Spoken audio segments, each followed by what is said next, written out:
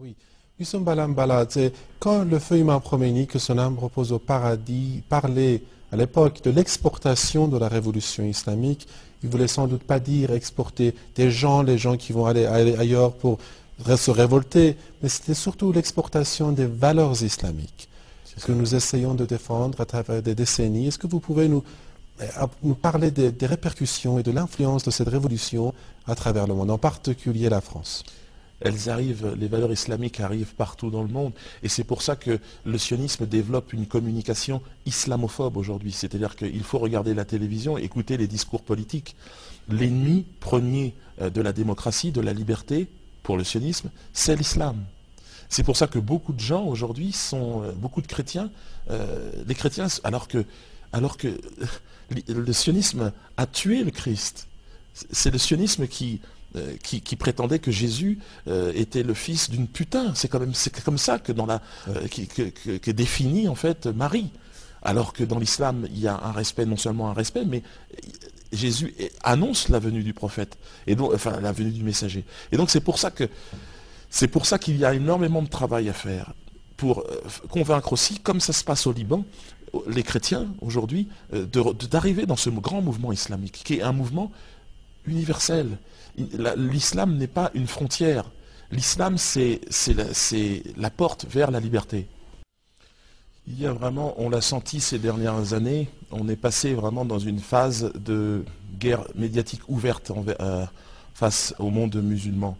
Et la volonté est de diviser évidemment les chrétiens. Avant, les chrétiens ont été déjà dépouillés de leur religion.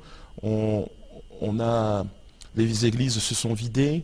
Le sionisme, partout où il arrive, tente déjà d'enlever les valeurs morales du pays. Et puis ensuite, l'islam est arrivé, ce vent qui arrive et qui libère en fait les populations. Qui les étouffe en fait. Oui, et c'est pour ça que de plus en plus de gens vont vers l'islam. Mais il y a une politique, une guerre qui est vraiment menée médiatique. Vous pouvez le constater dans le discours des politiques, mais également dans les médias. C'est-à-dire qu'il n'y a aujourd'hui quasiment, il n'y a pas une journée où il n'y a pas l'exemple, une parole islamophobe. C'est-à-dire que dans tout, la carte d'entrée, la carte pour pouvoir s'exprimer, c'est déjà d'être islamophobe. C'est la seule façon de s'exprimer dans les médias aujourd'hui en France.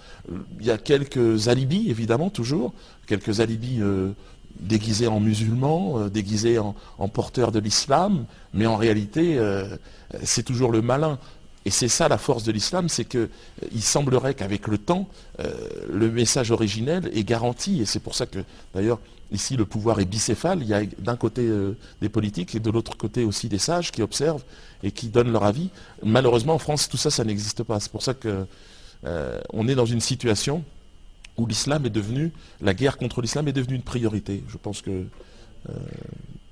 tout le monde est d'accord là-dessus, en tout cas en France. Le lobby sioniste est très, très, très présent parce qu'il y a une situation géopolitique internationale qui impose au sionisme de trouver un plan de repli, parce qu'Israël est un projet quasi terminé. Je pense qu'Israël ne survivra pas à cette décennie.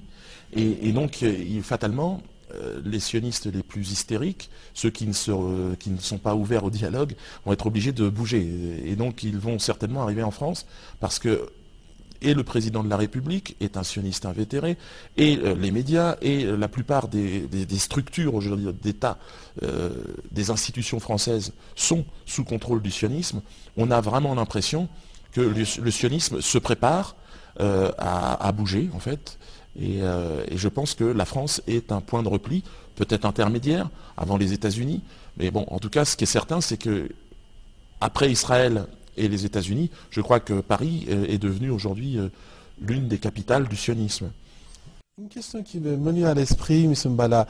Vous n'avez pas de problème en France, vous vivez en France et vous avancez ces propos très justes et très dangereux même, en tant que quelqu'un qui vit en France. Vous n'avez pas de problème?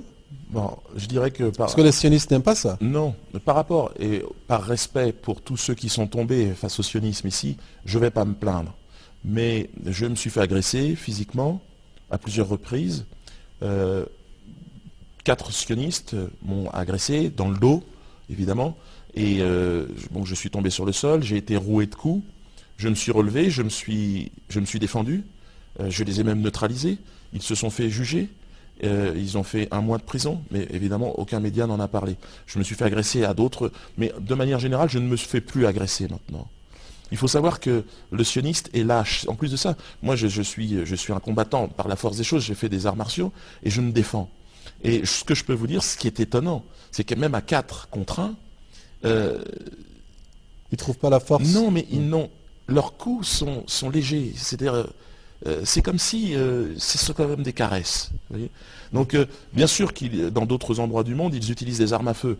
Tomber sous le sionisme m'importe peu. La mort sera plus confortable, de toute façon, que la soumission et que la condition d'esclave au sionisme.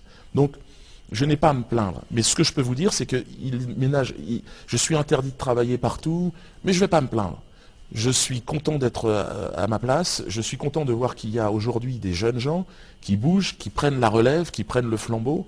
Mon fils qui m'accompagne aujourd'hui ici, qui s'inspire, qui regarde, qui est impressionné aussi de voir un pays debout comme ça, fier et exemple. Parce que ce que nous avons besoin, c'est d'exemples. On a simplement besoin de voir qu'il y a une vie après le sionisme. Monsieur Mbala Mbala, vous êtes un antisioniste très réputé, vous menez des activités pour faire comprendre au monde quel est vraiment l'objectif des sionistes. D'abord, pourquoi les sionistes essayent tant de faire des crimes à travers le monde? Quel est leur intérêt? Je pense que c'est profondément une science du mensonge et une haine profonde de l'humanité. Mais pourquoi, monsieur Mbala? Je ne sais pas. Il me semble que c'est une épreuve qui est envoyée à l'humanité. Une épreuve que nous allons dépasser. Nous survivrons au sionisme.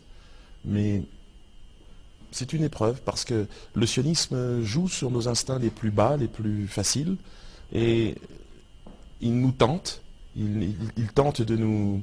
C'est la tentation dont nous parlait le Christ pour les Européens, parce que j'ai grandi dans cette tradition-là. Et il divise. C'est l'art de la dissimulation, du camouflage. Il est là où on ne l'attend pas. Non, c'est vraiment l'épreuve. C'est une épreuve qui nous est envoyée. Et je suis toujours surpris, parce qu'il est là où on ne l'attend pas.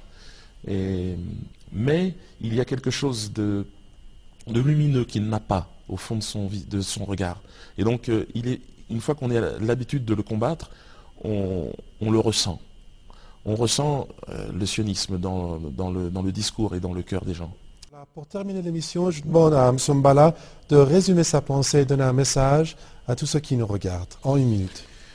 En 1 minute, je vais essayer d'être très bref. Je pense qu'effectivement, l'heure est venue à un front plus large de s'unir vraiment contre le sionisme. Les musulmans doivent tendre la main aux chrétiens, et les chrétiens qui sont aujourd'hui perdus doivent rejoindre l'islam ouvert, cet islam moderne qu'a lancé, enfin cette révolution islamique qu'a lancé Imam Khomeini, qui est une perspective en fait très très large, très universelle, qui concerne en fait la planète tout entière, tous les continents, se battre contre l'injustice, et l'injustice elle a un nom, elle s'appelle le sionisme.